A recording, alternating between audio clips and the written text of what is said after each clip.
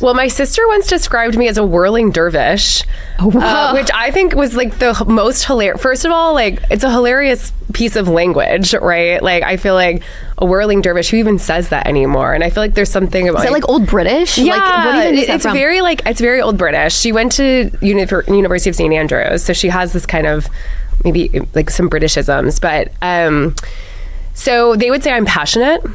They would say I beat to my own drum. Mm-hmm. And always have all these traits? Always have. Okay. I've always been passionate. I've always done my own thing. I think they'd say I'm a great mom. That's become a huge part of my identity.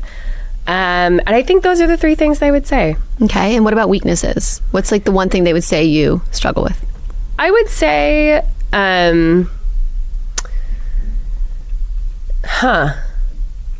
So the truth is, my family really focuses on strengths. And I think that's part of the family culture.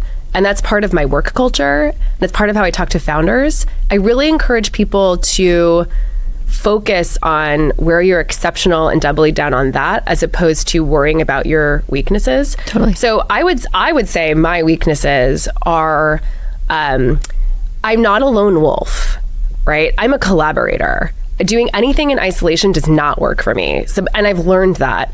And I think my family knows that. It's also how I move through the world. I do very little alone. And I think there's a cultural understanding of that as being, oh, you're afraid to be alone. You're not good at finishing things. You're not process oriented.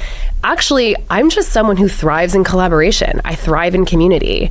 And so the way that I move through the world is both an acknowledgement of my weaknesses and this really natural way of hiring around them, or like moving through the world in a way that makes that less of a thing.